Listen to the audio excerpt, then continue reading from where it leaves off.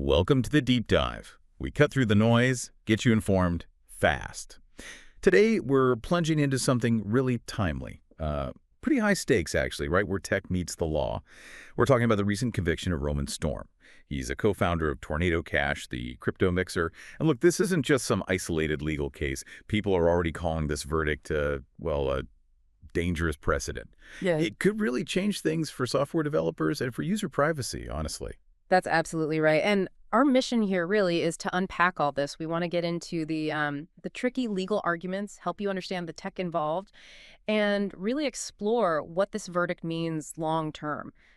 For open source software, for DeFi, decentralized finance, and even just how our courts are trying to catch up with technology that's moving so incredibly fast. We've looked at analysis from legal folks, crypto groups like the Blockchain Association, the Solana Policy Institute, the Crypto Council for Innovation. So you get a bunch of different takes on what's going on. Okay, so let's unpack it then. The core event. Roman Storm found guilty August 6th. The specific charge was operating an unlicensed money transmitting business. Now that carries up to 5 years. But here's where it gets, really interesting and kind of crucial. The jury. They couldn't agree on two other big charges, conspiracy to commit money laundering and conspiracy to violate U.S. sanctions. So a split verdict. Prosecutors could still retry him on those. It leaves a lot hanging. Key takeaway for you, conviction on one count, yes, but definitely not the clean sweep prosecutors might have wanted. Right. And maybe some background on Tornado Cash itself. It popped up in 2019. It's known as a cryptocurrency mixer. Some call it a privacy tool. Basically, it's designed to obscure where crypto funds originally came from on the public blockchain, kind of like a digital laundry. But the intent, supporters say, was privacy. The co-founders, Roman Storm, Alexei Pritsev, and Roman Semenov. Pritsev, you might recall, was arrested back in 22 in the Netherlands. Storm, here in the U.S. in 23. And Semenov, the third guy, he's still at large, actually on the FBI's most wanted list. Wow. Okay, so that function, the masking of funds, that seems to be the real lightning rod here. How did regulators like the U.S. government view that privacy tool angle? What were their specific worries? Well, the U.S. government came down hard. They sanctioned Tornado Cash, delisted it. The big concern was its potential use for money laundering, but specifically by, sanctioned entities, even state-sponsored hacking groups. So the legal fight really boils down to this. Who's responsible when software like this gets misused? On one side, you have critics, the government, saying the developers are responsible. They built it, they promoted it. But then Storm's supporters, industry groups, they push back hard. They argue developers shouldn't be liable, especially because Tornado Cash was, non-custodial. They didn't actually hold or control user funds. That non-custodial point, that seems absolutely central to the defense's argument, right? Maybe break that down for us. What does non-custodial software actually mean here?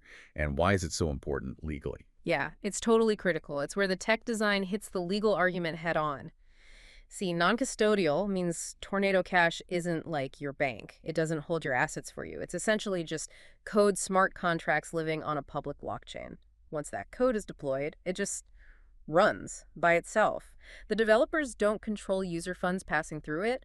Users interact directly with the code. So the defense argument is, hey, we didn't transmit money for anyone. We never had their money. We just built the software tool. Okay, so the defense is really hanging their hat on that technical detail. Non-custodial means not a money transmitter. But then Judge Catherine Figue's ruling kind of blew that up, didn't it? This was a huge turning point. Back in September 2024, she denied a motion to dismiss the case. And she said essentially Tornado Cash qualifies as a money transmitter. Get this. Regardless of whether the developers had control over the funds, she basically implied they should have put in anti-money laundering, AML, and know your customer, KYC, checks, like a bank. I mean, what does that do to the definition of money transmitter? It feels like a major rewrite for the digital age. It absolutely is. It really forces the question. Can code itself, just software, be classified as a money transmitting business? Traditionally, think Western Union. They take your cash, they send it. Custody and control are key. Judge Fela's ruling is, pretty groundbreaking because she's saying even without custody, if your software enables the transfer in this way, maybe that's enough.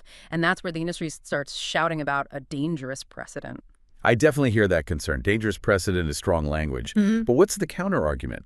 From the prosecution, the regulators, are they just saying, look, bad actors are using these tools for terrible things and someone has to be accountable? Is that the gist? That's exactly the tension. Prosecutors argue, well, maybe the intent matters, at least the developer's awareness of how it was being used. They point to, huge amounts of illicit money laundered via Tornado Cash.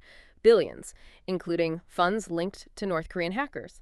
Their argument is sort of like, okay, the code might be neutral lines on a screen, but deploying and promoting a tool knowing it facilitates crime and doing so without any safeguards, that action itself creates liability. But industry groups like the Blockchain Association, they say this ruling misapplies money transmitter laws, period. They argue it threatens open source software itself. Their fear is, could this criminalize developers of web browsers, messaging apps, any software misused by criminals? They see it as a threat to U.S. tech leadership. The Solana Policy Institute agrees, calling it a fundamental misunderstanding of how decentralized tech actually works. So a real clash of interpretations.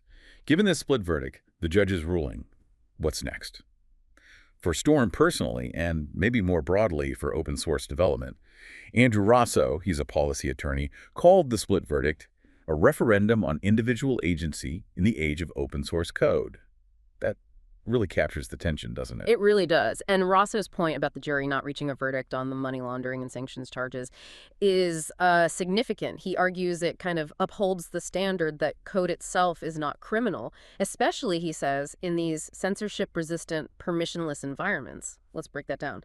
Censorship-resistant means no one can easily shut it down. Permissionless means anyone can use it. So maybe the jury just couldn't make that leap, Equating writing code directly with criminal conspiracy, it's a subtle but important distinction.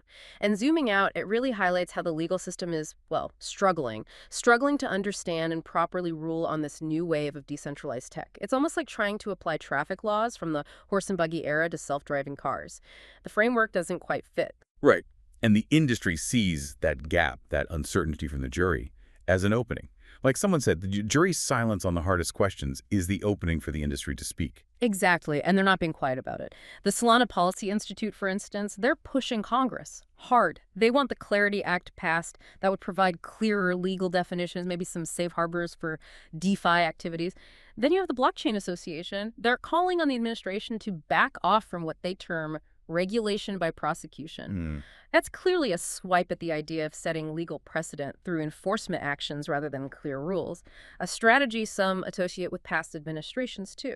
And Ji Kim, the CEO of the Crypto Council for Innovation, CCI, basically said the fight isn't over. He's urging an appeal for Storm and also demanding regulatory clarity. What is a money transmitter in this context? Define it clearly. And there's been real financial backing too, right? The Ethereum Foundation stepped up. Yeah, they pledged to match $500,000 for Storm's legal defense. Xiaowei Wang, one of their executive directors, had that quote, "Privacy is normal and writing code is not a crime." Pretty direct. Very direct. So to cap this part off, Storm himself hasn't said publicly if he'll appeal yet. Sentencing is still TBD. But it's crystal clear the crypto world, the open source advocates, they aren't just accepting this. They see this as a major battleground, and they seem ready for a long fight. Definitely. This whole deep dive, it really lays bare this tricky intersection. Cutting-edge tech, old legal ideas, and this constant push-pull between privacy and security.